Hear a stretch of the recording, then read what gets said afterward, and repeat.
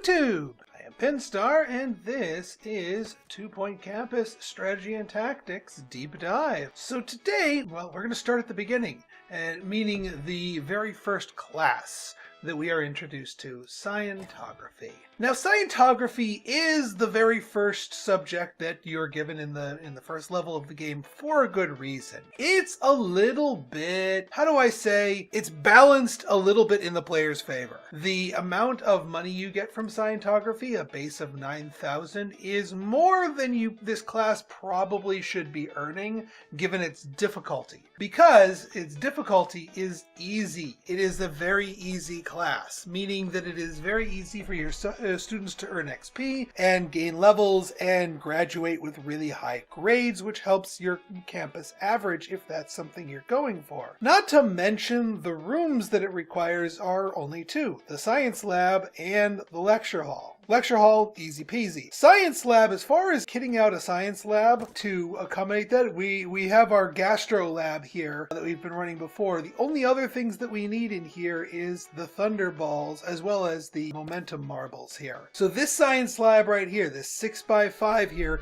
will be enough to accommodate all homework assignments for your Scientography students. Now, there is a few other benefits to this class, which again, I think makes it a little overtuned in the player's favor, but not completely broken. And that is the fact that a lot of the objects in the science lab have their own learning power boosts, and non-trivial ones at that. They're a little expensive, yes, but you generally won't get asked to build them for assignments until a few years in. So if money is tight, don't build these until your students start asking you for them for homework. Their learning power will combine with the Science Hub, which can be double upgraded. It is a machine. You can research and upgrade it twice for a total of 50% learning power, plus all of these, and because they are all their own unique objects, the learning power bonuses stack with no diminishing returns. So you combine that with the fact that the subject itself is easy, and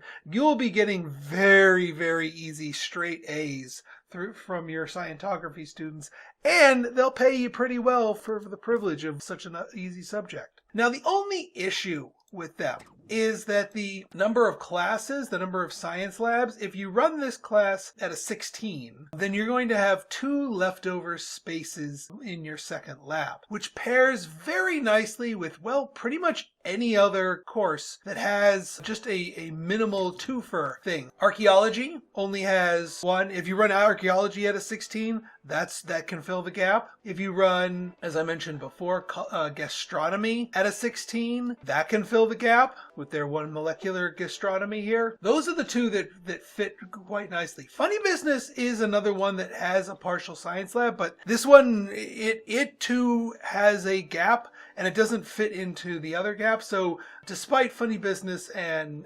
Scientography being more primarily science lab based focused ones, they're not that great of a partner. I would stick to gastronomy or archaeology as your partner class to fill in that gap. And the other nice thing is you can run it at if you run it at a 24, you can run its partner at a 24, and they should still fit. Now, last but not least, the student types that you get from Scientography. That's a bit of a mixed bag. The student types are all over the place. So the types of students you can attract are the neutral, the SWAT, the Pasho, the Goth, the Class Clown, and the Rebel. Now, I'm not going to go into each of these individually. A few we've already covered, and a few others we will cover. So actually, what I'll go into is the neutral. The neutral is exactly what it says on the tin. It is your stock standard warm body student type. They don't do anything particularly special at all. They don't have any inherent buffs or aids or whatnot, and as such, they're probably one of the worst student types. Not because they do anything harmful to your campus, it's just that there are so many other types of students that will actively benefit your campus, and this one attracts neutrals among them. There's a few, and the other problem is that even though a lot of these others do have their benefits, I was singing the praises of the Class Clowns in our last episode, the problem is that they are so split that their effects are not as sharply felt across campus.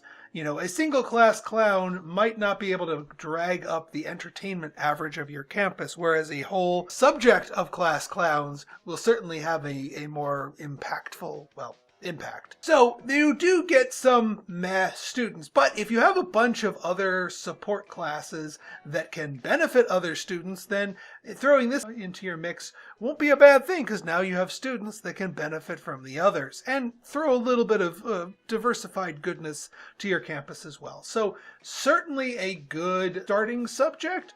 May not be the most money hungry ones, but if you're in tight circumstances or you have a goal that demands high campus average grades, Scientography is the way to go. So if you guys like this episode and you want to see more like it, go ahead and hit that like button, hit that subscribe button, and leave me a comment. Good, bad, or indifferent.